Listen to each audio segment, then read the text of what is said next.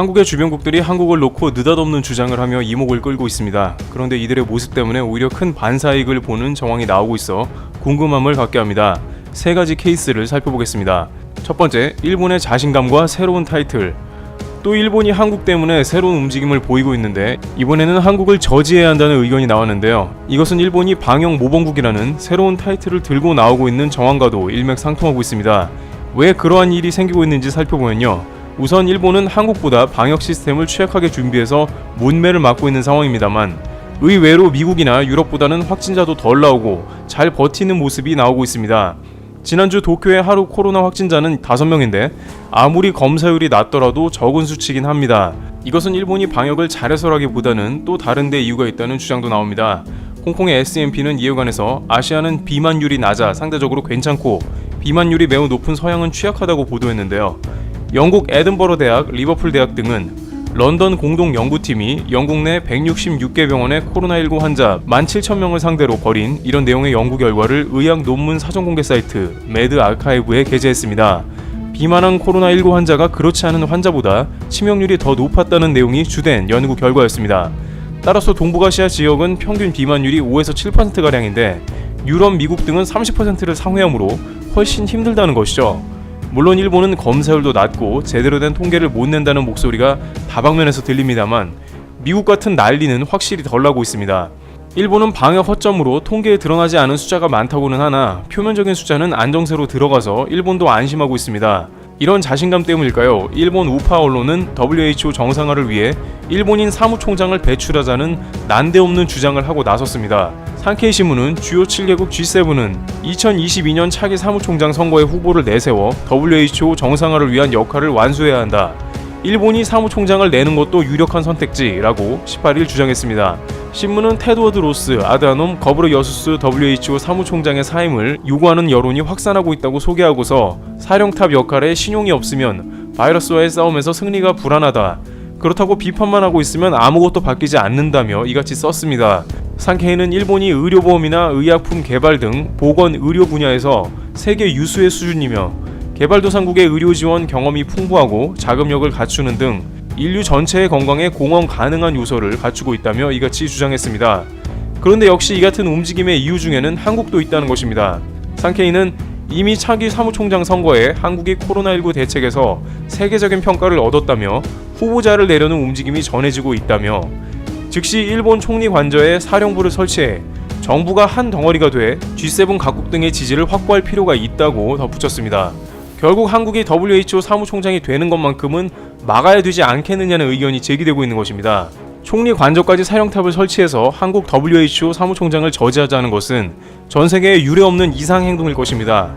그러나 이미 일본은 한국에서 WHO 사무총장을 배출할 가능성이 높다는 조짐을 다양하게 느꼈을 것입니다. WHO는 세계보건기구 최고 의결기관인 세계보건총회 WHA에서 문재인 대통령에게 기조연설을 요청했습니다. 한국 현직 대통령으로는 최초로 있는 일이며 그만큼 WHO에서 한국이 방역 모범국이라는 것을 인정한 겁니다.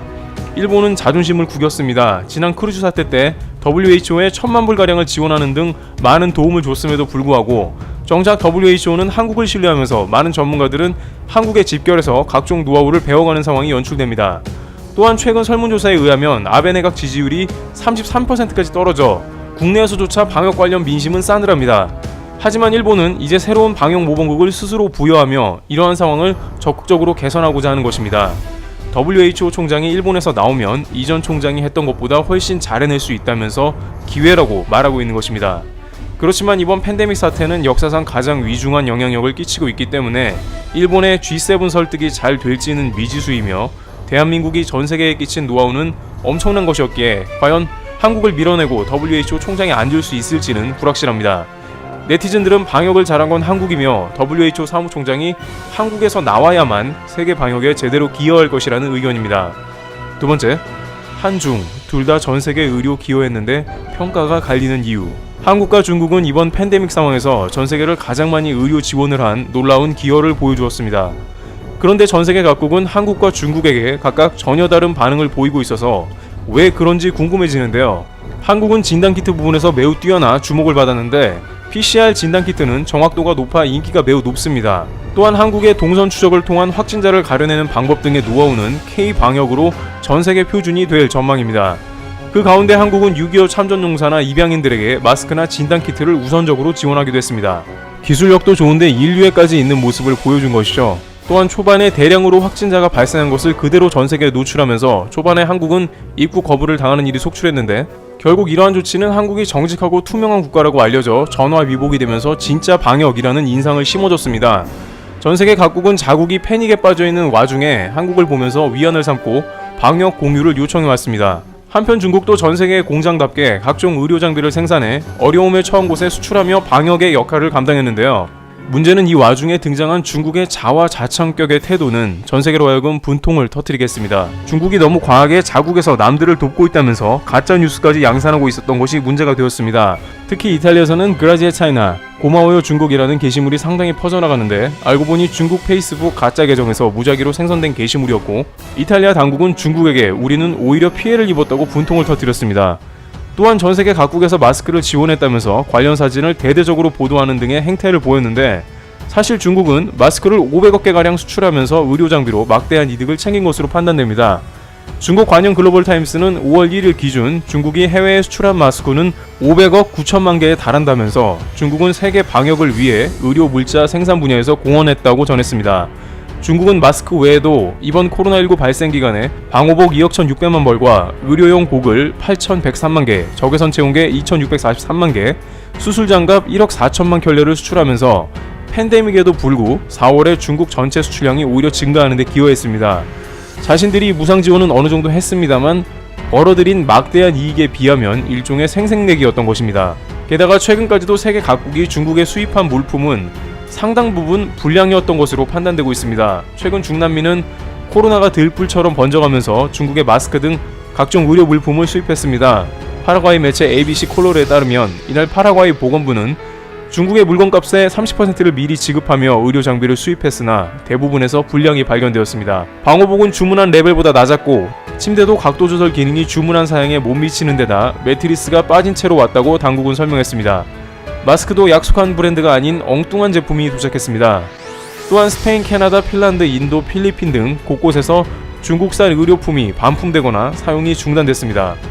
이러한 중국 당국의 수출 물품 관리는 자국의 큰 마이너스 요소가 될 것입니다. 무역에 있어서 한번 신뢰를 잃으면 일종의 블랙리스트에 올라가서 거래를 꺼리게 되는 데다가 이 같은 팬데믹 상황에서는 더욱더 큰 상처를 남깁니다.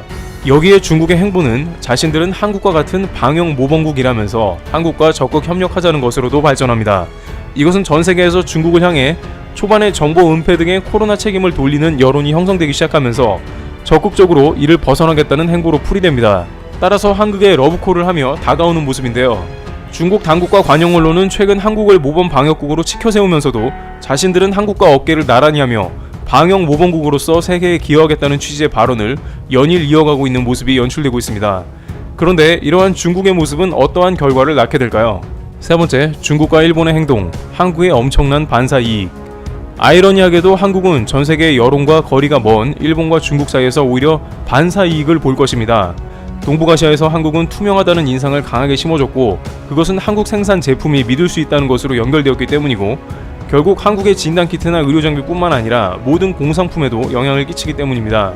무역 일선에서는 최근 해외에서 한국산 제품이 특히나 인기몰이를 하고 있다는 구체적인 자료를 제시합니다. 15일 한국무역협회에 따르면 코로나19로 인해 올해 1분기 한국의 전체 수출은 부진했으나 우리나라가 방역 모범 사례로 주목을 받으면서 청정가전, 의료용품, 의약품, 위생용품, 건강보건식품 등의 수출은 오히려 호조세를 보였다고 합니다. 주요 시장별로 보면 중국의 경우 홍삼 제품이나 비타민 등 면역력 강화에 효과가 있다고 알려진 건강보조식품의 수출 증가세가 눈에 띄었고, 미국에서는 화장지 품귀 현상으로 인해 대체제인 비대에 관심이 매우 커졌는데 한국 비대 수출량은 작년 1분기 대비 약 4,200% 증가한 7만 6천 달러를 기록하는 모습을 보이고 있습니다.